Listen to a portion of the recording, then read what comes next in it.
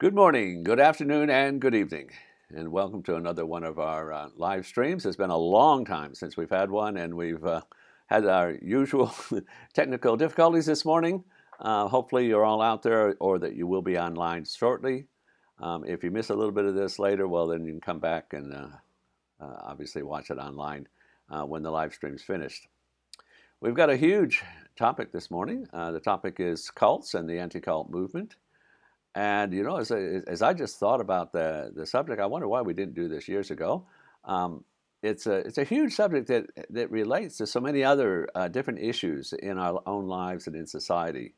The reason is that the term cult is, I guess, kind of an illustration of what a lot of us do whenever we have disagreements. We ridicule basically our opponent. We come up with names that sort of put them down, and the word cult is one of those names. You know, one of those words that has horrible connotations, and yet very, very difficult, to nail down exactly what it is. So I'm expecting there's going to be a lot of interest in things that are said this morning. Now, I've had a little bit of an epiphany, I guess, overnight. You see, yesterday I received a video. Someone sent me a video of made by Rick Ross, one of the world's most famous anti-cult personalities. And, I was sort of carried away at the moment, and I made a video in response, taking some of Rick Ross's comments from that video and adding my own to it. Overnight, I thought about that little, it's a 6 or 7 minute video, and realized that maybe I was guilty of some of the same things I was saying about Rick Ross. And I started seeing how, that's what's happening all over the world today. We're all getting polarized. And there's various forces that work on us, but then we have a personal responsibility to deal with that as well. And my complaint, you see, probably one of my biggest complaints about the whole anti-cult movement is that they don't apply to themselves what they're applying to everyone else. But if I do that, well then, the thing is just compounded, isn't it?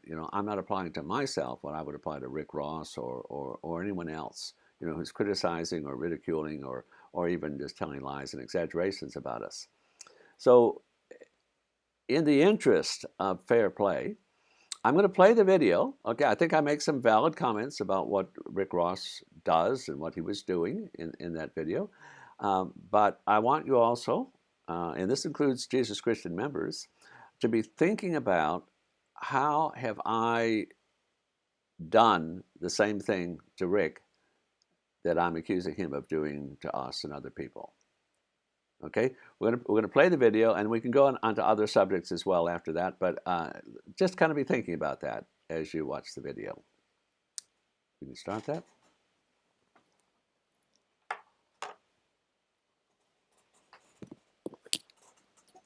One of our viewers sent me a link to a video made by one of the world's most well-known cult-busting gurus, a guy by the name of Rick Ross. Now, I was quite impressed by the video, and so I decided to use it in today's live stream. In the video, Rick looks at a number of Hollywood movies that deal with various scam artists. Some of them are historically true and others just fictitious characters. Nevertheless, Rick pontificates as though he's an expert on all of them and makes some very interesting observations. This first one I thought was quite a valid observation. It's about a movie called The Master, and the scam artist has been accused of hypnotizing people, and he gives a pretty weak defense. So listen to what the movie says and then Rick's comment after it. The Master. Excuse me, some of this sounds quite like hypnosis. Is it not? This is a process of dehypnotization. When the man questioning him says, it looks like hypnosis, isn't it hypnosis? The most obvious explanation is, yes, it's hypnosis. But consider this, from Rick himself in the very same video. I'm Rick Allen Ross. I'm a cult deprogrammer. They call what people like I do deprogramming, because it is the unraveling of the program that has been instilled by the group. This is the most frustrating thing about the whole anti-cult movement. It's their total inability to apply to themselves the same criticisms they apply to everybody else. It's always, you brainwash, but we deprogram. You're gurus, but we're experts. You take people's money, but we just charge thousands of dollars for our valuable services. And the terms can change from one moment to the next. It could be brainwashing, it could be coercing, it could be psychological influence, manipulating, recruiting, anything they like. It's bad when it's applied to the target group, but it's okay when it's applied to themselves. We made our own video called Tara's Story about one of our members who was kidnapped by her own family back in 2020, and it was all done under the supervision of Rick Ross himself. They took her to a remote ranch in Texas, about 40 miles away from the nearest town. They took her shoes away from her, they took her phone, they took her laptop. She was totally isolated with no way of getting help. And helpless, she had to stay up all night while they kept her awake as the first step in Rick Ross's lovely program of deprogramming. The next morning, Rick took over with his own interrogation. Finally, our member managed to get some rubber boots and to flee on foot. She was covered in blisters on her feet and her legs when she was finally rescued, near collapse from dehydration. But hey, that's all part of Rick Ross's deprogramming. Now, let's listen to what he has to say about a fictitious group that did much the same thing. They were breaking people down in order to change them. During this time, you are constantly with other NXIVM devotees. You may not be getting enough sleep. You may not be eating right. And at the same time, you're being subjected to a kind of inquisition. And the idea is to separate them and isolate them and keep them within the group control. The hypocrisy is startling, and yet Rick Ross himself can't see it. He has no shame about claiming that other people are doing things that he himself is actually doing. It's a projection in the worst possible way. You see, once you get it into your head that the group you disagree with is a cult, well, then you're going to see evil in virtually everything they say and everything they do. And you're going to be able to justify some of the most cruel behavior on the pretext that you're going to liberate them by doing that. Now, in this next film clip, we want to remember, all we're looking at are some actors who are pretending they're in a cult. And all they do is look at Brad Pitt in a particular situation where they're trying to stop him from seeing somebody. And Rick says, there you go. There it is. It's typical of a cult member. I can see it.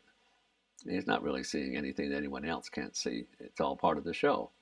The way that the women confronted Brad Pitt, the way they all looked at him, and their body language, it's very typical of many cult groups in that it illustrates their single-mindedness. As you can see, Rick even defines unity within the group that he's attacking as proof that they're a cult. And at the same time, he himself demands absolute submission from the customers that he's working for when he's supposedly deprogramming someone. That becomes clear if you watch the video that I've suggested you watch, where Tara's father disagrees with Rick and they have a falling out. Anyway, Rick goes further in this video by suggesting that anyone who disagrees with him when he's speaking as an authority about cults must be a cult leader. Did he answer my question or did he evade my question? Is he using tactics on me, being belligerent, being angry with me because he doesn't want me to stay on topic and continue to ask these questions? All of these are strategies that cult leaders use. Tactics, that's what Rick calls them. But tactics, that's there in every argument. Rick uses tactics, we use tactics. This video is a tactic, and so is Rick Ross's video. And yet, somehow, in Rick Ross's vision of reality, if you disagree with him, well, that's proof that you're a cult leader. Now, there's another almost universal scam that Rick and others like him use, where they encourage families to stop thinking of that body out there that is their son or daughter as being their son or daughter. They convince themselves that this is just some kind of a zombie, and so they no longer have to respect or acknowledge what that body is saying because it's just someone else's voice coming through. That child who once hung on every word that they spoke is now starting to think for themselves, and they don't like that. And so they're not going to give in. And Rick Ross tells them, don't give in. They have to totally submit to your conditions. Come back home and let Rick Ross put mommy's mind back inside of you and take away that you've developed through becoming an adult. Members of our community have phoned, emailed, sent videos to, had Zoom chats with their parents. They've even gone and visited their parents. And we had one case where someone appeared in a court declaring what she believed, and still the parent refused to accept this was actually their daughter who was speaking. They convinced themselves that that person is no longer entitled to have their own opinion. And they do it all just by saying they've changed. They're not the same person anymore. And that's what Rick Ross pushes, as we see in this next clip from his video. Parents will often send me a picture of what their son or daughter looked like before, and then a picture after, and they look totally different. They may lose weight or they may gain weight. They have a group uniform. They don't even act like they used to. Well, obviously, most of the groups that Rick targets don't wear uniforms. But he can just replace that with anything else that fits the narrative. You know, they might do exercises. You know, they might study first aid. They might play games. Or even do acts of charity, and he'll see something sinister in it every time. Tell me when. Okay, sorry, we lost you a little bit there. I got kind of wrapped up in watching the video myself. Now, it may not be all that obvious what I'm talking about, and it's going to take a little while for you to start writing in and sharing your comments and your questions. But I hope you will participate. I think is the address on the screen for people to write to me. It should be avidmoderator1@gmail.com. Okay, so send your questions in, and I'll go off on other subjects related, in general, but not this particular one where I'm asking you to do this little exercise, okay, and to criticize me in terms of me not practicing what I preach. Now, let's start with some of the questions that came in during the week. There was a flood of them, okay, and enough to keep me going for quite a while if we don't get live questions coming in at the moment.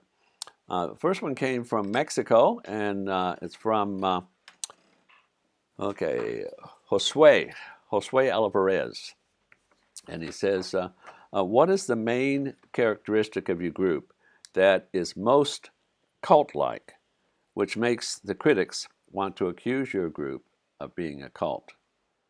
Now, it doesn't really, take a specific teaching. I mean, this is one of Rick Ross's teachings, is that you don't get involved in what the cult teaches. It's kind of a famous saying from Rick is, if you've seen one cult, you've seen them all. So he says it's not about what the cult teaches, it's about how the cult behaves, okay? And they're trying to control people. Well, I don't really think that's the case. I think it is about what the cult teaches. But Rick, of course, cannot be expected to understand the teachings of thousands of different groups that there are in the world, and the many groups he might be called upon to deprogram people. So he would say, I'm not going to get into an argument about what they teach. I'm just there to deprogram. But in reality, the parents, you see, who go to Rick Ross or anyone else who would go to Rick Ross in relation to ourselves would have teachings that they have a problem with. And the teaching would be primarily, I think, the teachings of Christ. That's really fundamental to what we say, is that you can just take almost anything that Christ said, and while there's some kind of lip service that's given to it, when you put it all together, it's just not really being practiced today anywhere. I think the fact that we are poor probably upsets people more than anything else. There was quite a big write-up in a Melbourne newspaper about us earlier this year, and the headline said, "Destitute for Jesus." I mean, that's it. All kinds of other implications were there in the article, but the fact was we were destitute, we were poor, and that bothers people in a world where the love of money, runs everything, and yet the Bible teaches the love of money is the root of all evil. So, parents take great offense. They're very disappointed, understandably disappointed, if they expect their children to become successful in the eyes of the world, and they join a group that's committed to voluntary poverty like we are. Now, another question. This one comes from Tonio in the Philippines. In Acts 24:14, it mentioned the early Christians being referred to as a sect by people. Does it mean that they were referred to as a cult? Well, I don't really know what particular Greek word was used in that passage. I'm probably not convinced that it was a word like cult, probably just a group, I recall the passages, this group that is following the man from Nazareth. But some other term would undoubtedly have been used many times back in those days. Sect has a kind of negative spin to it, but nowhere near like cult. And I guess the word cult has just kind of made sect almost seem respectable these days by comparison to cult. But there's other words. There's heretic. There's fanatic, devil possessed. In Bible times, it was Samaritan. Say we not correctly, you are a Samaritan. That sort of thing. They're sort of racist, bigoted terms that are used in every culture. And they would have been used about the Christians back in those days as well. Now, Rick from Nevada has written, when church members have been charged with some form of sexual misconduct or corruption, it is often too late, and victims are left ruined and traumatized in the fallout of the crimes of their leadership. How can we, the public, be sure nothing similarly damaging is currently happening behind the scenes in an organization that could be headed downward toward these kinds of horrific outcomes? Well, reality, Rick, is that we really can't predict. I mean, you might as well say the same thing. How can we be sure our next door neighbor, is not a terrorist? How can we be sure, our boss is not a sexual deviant?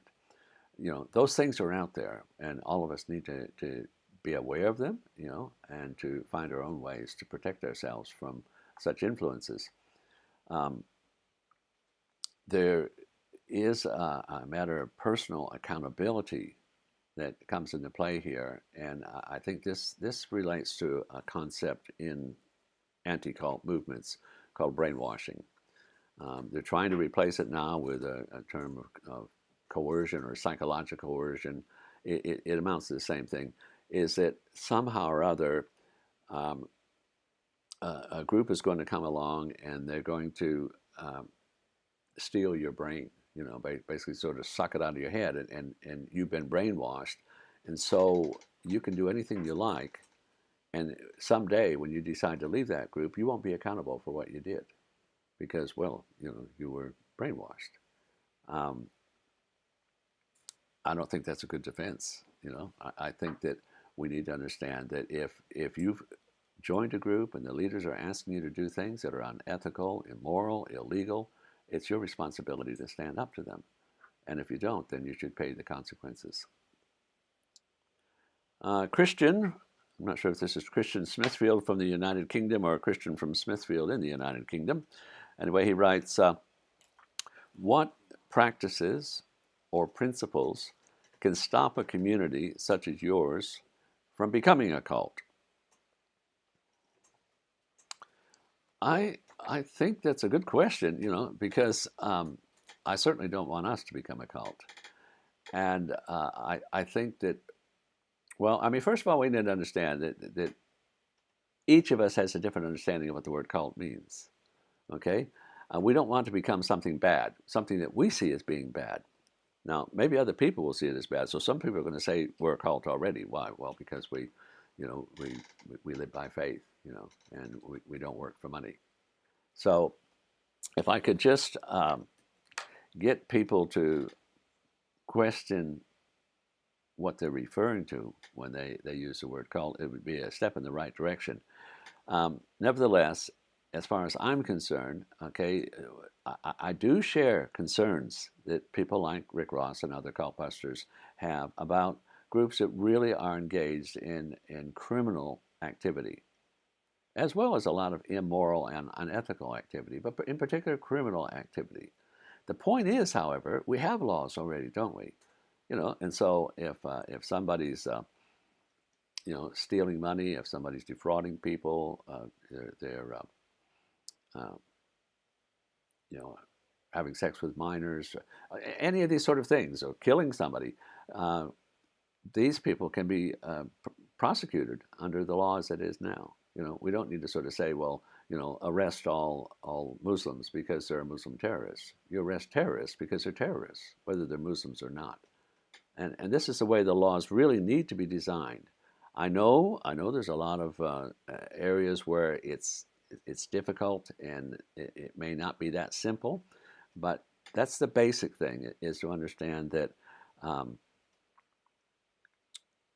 if something's illegal, just don't do it, and report activities that are illegal.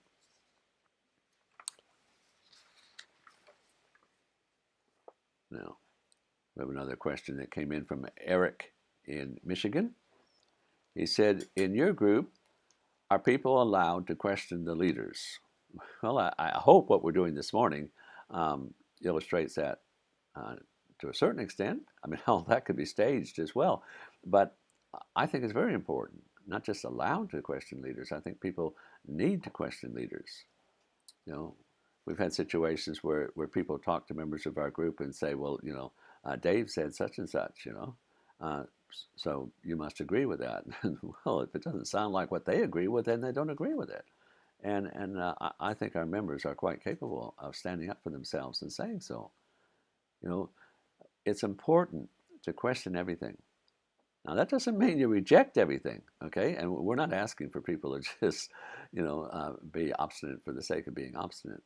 But there needs to be a system set up that, like I said earlier, works both ways. That's within the group as well. If I make rules for followers, then those followers are entitled to make the same rules for me. We have something called the grievance system, where followers can take grievances against me. I've been kicked out of the group twice. Not proud of that, but I am proud of the fact that it's a group where that can happen, because we have rules in place which allow people to criticize the leaders.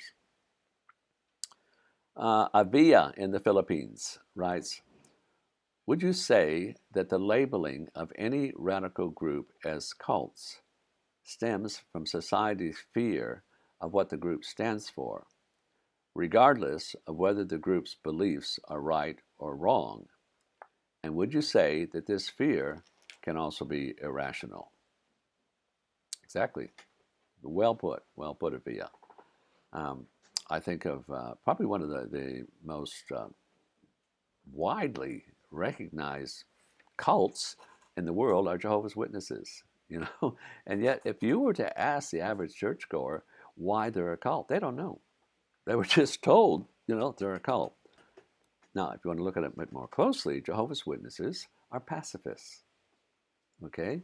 And they believe that their first loyalty, must be to God rather than to the government. And that kind of upsets people, okay? Because, well, I mean, there's very few professing Christians who claim to be pacifists. Just about all religions in the world seem to support their government going to war. So Jehovah's Witnesses have been persecuted in countries all over the world, particularly whenever that country is at war, and Jehovah's Witnesses refuse to support the war. So it's whatever challenges the society, and like I said earlier, because we teach against greed, and because greed is so important, especially in a capitalistic society, that's going to challenge the society, and their reaction is going to be irrational. Got another question here from Matthew in Kenya. He said, would the early church be regarded as a cult today due to them living together and sharing all they had in common? Well, possibly, Matthew, possibly, but I don't know that that's really, what offends people universally and in all ages. In fact, you see, if you're living together and you're working for the government and killing enemies of the state, you're going to be heroes. You're not going to be called a cult, are you? You know, just about any characteristic that people give for cults could be applied to the military forces in countries everywhere. But nobody ever calls the military forces cults. Why? Because they support the values of the system. What the system doesn't like is someone who does not support the values of the system. And this could be particular. The system may not necessarily be the government, but it could just be one family. You know, and if some religious organization teaches something that family has not been teaching, then that family is going to feel threatened.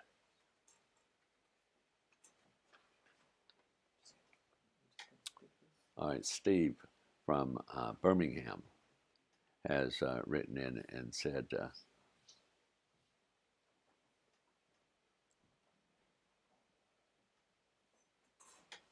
oh, okay, sorry, I've lost it. He said, what advice would you give to family members who are contemplating contacting a cult buster for their services? Now, let's assume the cult buster, okay, let's assume the group that the person is joining is a bad group. Say they're joining a terrorist group, okay? And cult busters, you know, like Rick Ross, they do work at deprogramming people from, you know, criminal, dangerous groups. So if that was a situation, okay, without my prejudice, my prejudice against Rick Ross sort of wanting to free somebody from the Jesus Christians, I would say act quickly. You know, the sooner you bring a cult buster in, the greater your chances are of success. Now, the universal reason for that is because obviously the group that you're concerned about has had minimal influence on that person. However, in a situation, and this is where I believe our own group comes into the equation, in a situation where the group is not doing something dangerous, but the family still dislikes that group, it still is to your advantage to get in early, because that means the truth has not gotten out yet. We have found in our group, you know, that when someone has been in the group for even as little as 3 months, they're pretty much immune to deprogramming. And it's a tragedy that those families which have tried to have their kids deprogrammed, who have turned to cult busters for help, are the ones who have had the most permanent damage. I mean, we've had members who have left our community and still, years later, have not been reconciled with their parents. And precisely, that happens precisely because those parents went to cult busters and told so many lies that the sons and daughters just cannot establish a relationship without those parents apologizing for those lies. And obviously the parents haven't apologized, and consequently the split is permanent. So it's important that you have your information correct. If you are going to go to a cult buster, it's important that you act quickly. But if your information is not right, it's not going to work if they've been there for a while. We have something here from Lethabo in South Africa. What do you think is the correct response when someone labels you a cult? Well, I mean, this has happened to us in the street. You know, we'll be out witnessing and distributing our literature, and someone comes up and says, "Are you a cult?" You know, as much as possible, I try with a straight face to say no and just leave it at that. But I mean, the reality, obviously, if you think about it, is no one's going to say yes, are they? You know, but I found it works. You know, oh, okay, all right, I'll take your track. I was just worried you might be might be a cult. You know, it seems that most people don't really think much more deeply than that. You know, to consider the possibility that, you know, maybe someone is accused of being a cult, okay, but not actually doing anything criminal or even unethical.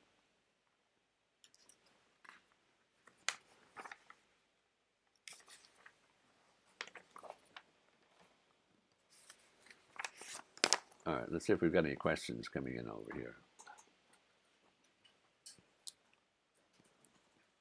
Okay, we've got something here from William. I'm not sure where he's writing from. He says, is there any benefit to the anti-cult industry at all?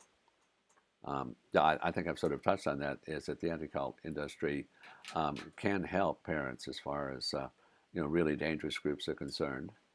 And they probably have information that can warn you. They destroy their own credibility, however, when they don't give accurate information about the hundreds of other groups that they also target. I think one of the tests of the credibility of an anti-cult movement or individual is to ask them to tell you, before they know where you're coming from, which groups are cults and which groups are not. They can't do it. They won't. They simply refuse. Because all they ever talk about is, oh, they're cult-like, or they're guilty of cultic activity, and then the activities that they describe are usually activities that, or attitudes and things that are present in any group. Okay, I touched on a little bit of that in the video with Rick Ross. When he says something like, "Oh, well, if somebody changes the subject when I ask them a question, well, they're probably a cult leader." That's what cult leaders do. Well, goodness me, that's what politicians do all the time, isn't it? Listen to them when they're interviewed. Do they ever answer the question that they're actually asked? But it's not just politicians. Just about everybody, when we get into arguments, those sort of things happen. And I feel like in a situation like that, what Rick is basically saying is, when I lose control of the narrative, then I see that other person as being a cult leader. Now, that's no different to me saying, when I lose control of the narrative, I see that person as being evil, of the devil or something like that. Everybody wants control. Somebody says the whole world believes in dictators as long as we can be the one that's dictating. And we need to recognize that in ourselves.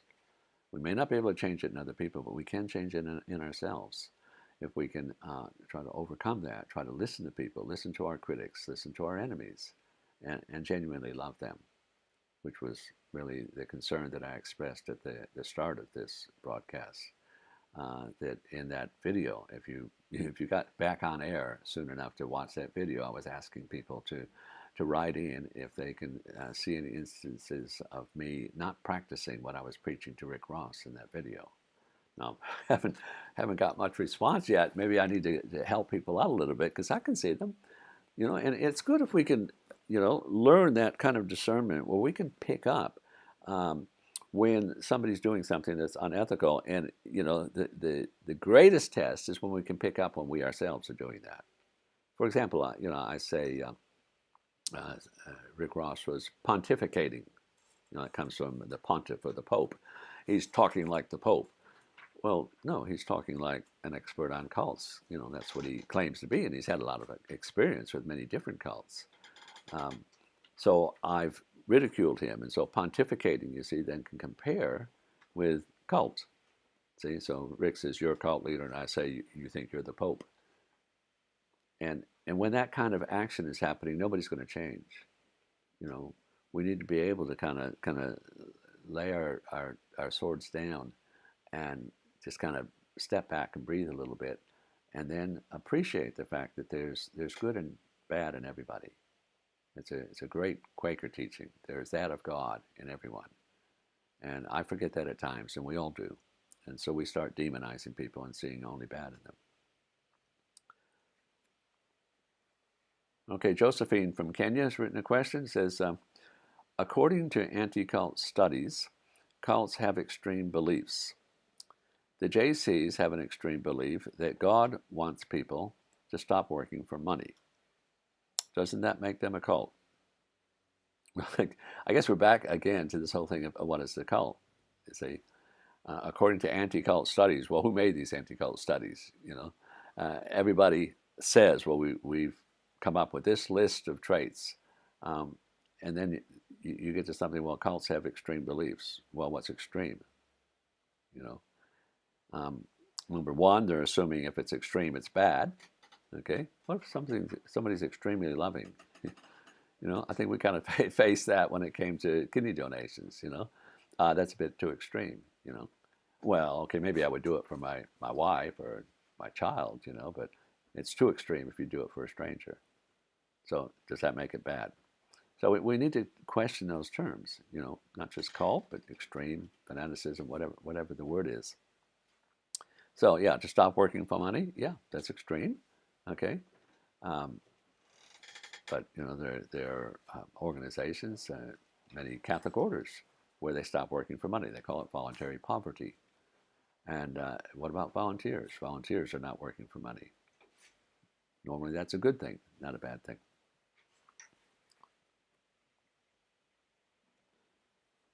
I've got one here. It's a bit long. I think I'll skip over that one.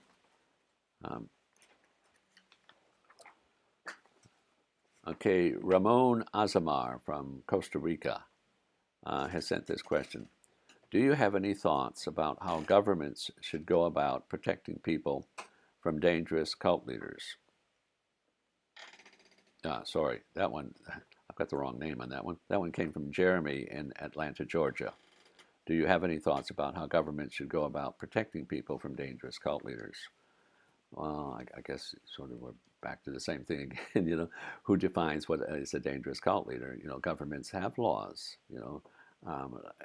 Experts on laws know that the best laws are ones that can apply both ways. You know, what you apply to the other guy, can you apply it to yourself? Okay? And unfortunately, some of the worst governments in the world have had laws to protect you from their critics, and then they become dictatorships. So governments have got to find ways that they can protect the public without, you know, depriving the public of certain freedoms like religious freedom. And that's basically when you come back to criminal law. You know, we already have laws against people killing someone. You know, we already have laws against rape, against all sorts of unethical things.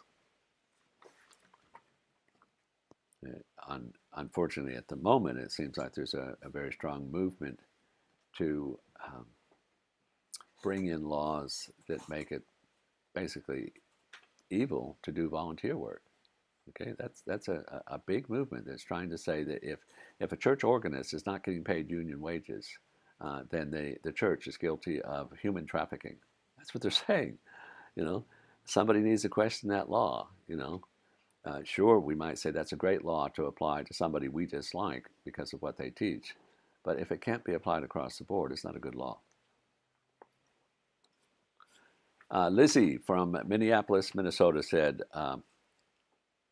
what do you think families should do instead of hiring a cult buster? That's a good question, because obviously you do have to do something, you know. If you feel, you know, genuinely feel that your son or daughter is in danger. And so mostly, you know, what do you call? Cult busters, you know. That's not my recommended solution, you know. It's your son, it's your daughter. Talk to them. But more than anything else, listen to them. You know, don't be afraid. You know, somebody in a recent situation claimed that they thought their daughter was being brainwashed and being encouraged to, you know, in danger for her life, but said that she would not go to where her daughter was because then she might be in trouble. I don't know, that's kind of weird reasoning, isn't it? You know, I mean, if you think your child is in danger, go to where they are and try to help them. Okay, I mean, not necessarily beating everybody up, but maybe just listen a little bit to what they're saying. That's what real love is about. Listen to what they're saying, and then see if you can find some constructive way, and try as much as possible to keep your mind open to the possibility you've got wrong information. You know, and that you're acting out of fear and irrational fear.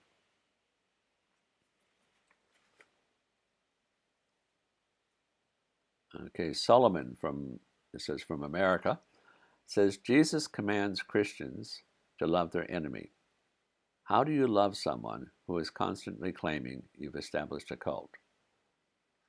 Well, Solomon, actually, I saw that question last night, and I think probably that was a little seed, you know, that sort of was in my mind overnight.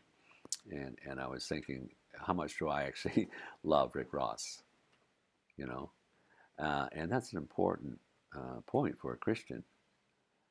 we do need to love people even when they disagree with us and they do things that hurt us.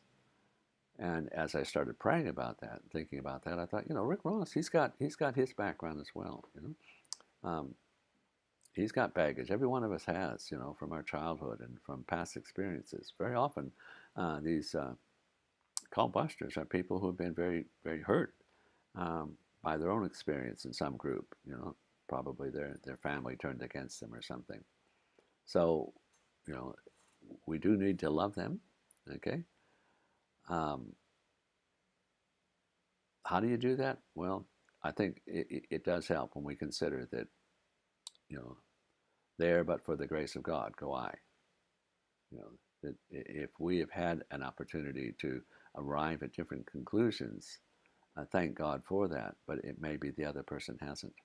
And so as much as possible, let's try to listen to them and then just watch for those little opportunities to be able to show them something better. Maybe we need to have some cult deprogrammers, who can help some of these guys that are into doing this for a living. Sharon from Kennesaw, Georgia says, cults are just groups of people. Sometimes you meet someone and they seem nice, but once they get you in a vulnerable position, they turn out being very selfish and manipulative.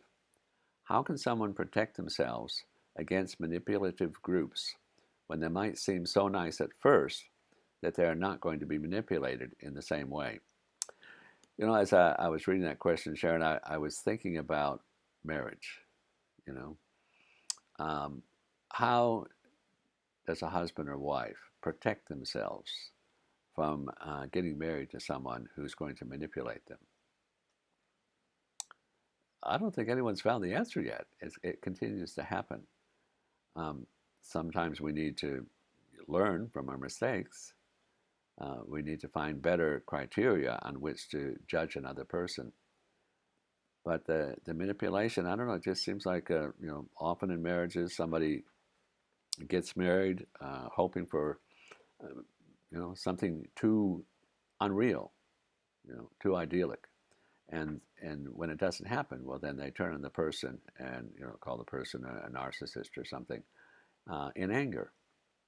Well, is it really that the other person was to blame, or at some point do we start to blame ourselves? We need to, I guess, form cornerstones, paradigms, fundamental, basic systems by which we judge right and wrong. We've tried to do that as a community, and we've tried to say, let's make the teachings of Jesus, our standard, and we'll use that standard to determine whether something's right or wrong. And it's worked really well for us. Other groups have used other standards that some have worked well, some have not worked so well. But that's about all you can do. Larry from Connecticut says, why doesn't society ever view powerful companies that do sinister and oftentimes illegal things in order to make money as a cult? Well, society doesn't have to call them a cult. They call them criminals. And that's what I'm saying, is that's what we should do as far as religious groups are concerned too. If religious groups are doing, really bad things, then we need to point out those bad things and arrest them for it. Now we have another one from Jimmy in Kentucky. He says, whenever cults, small writing in this one, whenever cults are brought up, there's always focus on brainwashing and coercion. But aren't most people mentally capable of making their own decisions and being responsible for their actions? Well, I think I've already touched on that a bit, but I do think there are vulnerable people, and that they should be protected. And we do have some laws that help us with that. Very often a vulnerable person has got a carer anyway, and so the carer's responsibility. A problem that particularly develops that we face within our own community is young people. So young people are coming from being vulnerable merely by virtue of the fact they're young, okay, into being adults where they're hearing things that their parents didn't teach them. That's adolescence. That's a difficult period, both for the young person and for their parents. Parents are having to let go a little bit. You know, they lose control, and so they can become quite angry. You know, and you don't have to bring a religious organization into the picture in order to recognize that there's a problem that the parents are going to have to face. You know, their teachers are going to have control over them. You know, some parents can be quite unreasonable and expect unreasonable things from teachers. Their employers are going to have an effect on them. The general public is advertisers. You know, so we can't keep our young people wrapped up in cotton wool forever. We have to let go, and it doesn't just sort of happen right when they turn 18 or they turn 21 or whatever the age of adultship is in any country. It's something that they kind of gradually grow into, and I think most education systems recognize this. I just have this memory of a book I read in high school. It just shocked me because I'd been protected from so many things in my family, and it was a very religious background. And I thought, wow, the education system here in America is terrible, But they recognize that those sort of things are going to happen, and we just have to learn to work with them and to accept them as part of growing up. We have a question here from Drew in the Philippines. He says, why is there a negative connotation associated with the word cult? Well, I mean, why is there a negative connotation associated with the word idiot or a few obscene terms that I could use? All these terms of ridicule, liar. It's because that's why it was put there, This is there's a positive connotation in something being sweet or beautiful or smart. Cult has it means a group, okay, but it has historically taken on a negative meaning that differs from one person to another. I think the primary turning point, the pivotal incident in history was Jonestown, when Jim Jones and about almost 1,000 of his followers either committed suicide or were killed in Guyana and South America. That became sort of the standard that people kind of associate with being in a cult today. So it grew out of that word being applied to Jonestown, being applied to Heaven's Gate, being applied to the sarin gas attack over in Japan, or the Children of God, various different groups that's been applied to.